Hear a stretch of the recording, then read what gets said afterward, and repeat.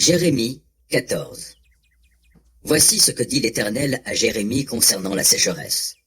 Juda est dans le deuil, ses villes dépérissent, leurs habitants sont affligés au sujet du pays, et le cri plaintif de Jérusalem se fait entendre.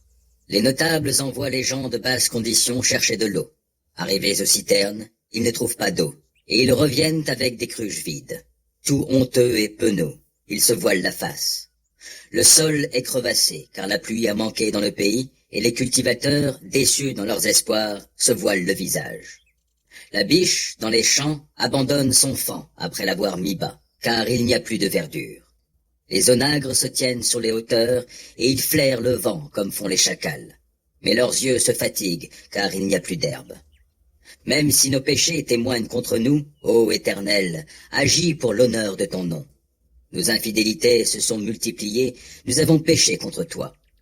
Toi, l'espérance d'Israël, toi qui le sauves au temps de la détresse, pourquoi te conduis-tu comme un simple étranger dans le pays, ou comme un voyageur qui se détourne de sa route pour passer la nuit quelque part? Pourquoi te conduis-tu comme un homme éperdu, comme un guerrier qui ne peut délivrer? Et pourtant tu es parmi nous, ô Éternel, et nous portons ton nom. Ne nous délaisse pas. Voici ce que déclare l'Éternel à ce peuple. Ils trouvent leur plaisir à vagabonder çà et là, sans retenir leurs pas. L'Éternel ne les agrée pas. Il va se souvenir maintenant de leurs crimes, il va châtier leurs fautes. Et l'Éternel me dit, ne prie pas pour le bien-être de ce peuple. Ils auront beau jeûner, je n'écouterai pas leurs supplications, et s'ils m'offrent des holocaustes et des offrandes, je ne les agréerai pas. Je m'en vais les exterminer, par l'épée, par la famine et par la peste. Et je lui répondis, ah, Seigneur éternel, les prophètes leur disent, vous ne connaîtrez pas la guerre et vous ne subirez pas la famine, car je vous donnerai en ce lieu-ci une paix véritable.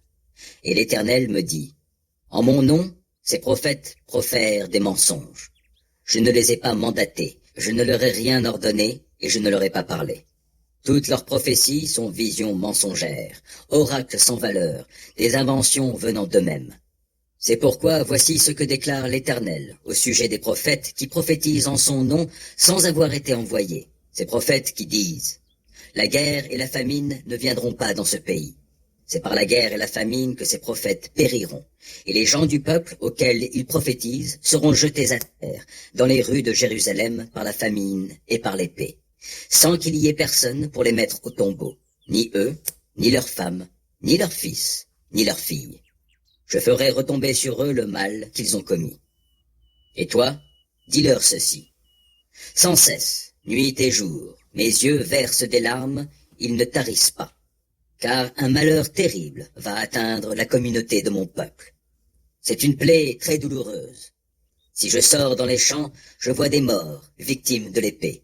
Si j'entre dans la ville, je vois des gens affaiblis par la faim. Le prophète et le prêtre parcourent le pays sans rien comprendre. As-tu donc vraiment rejeté Juda?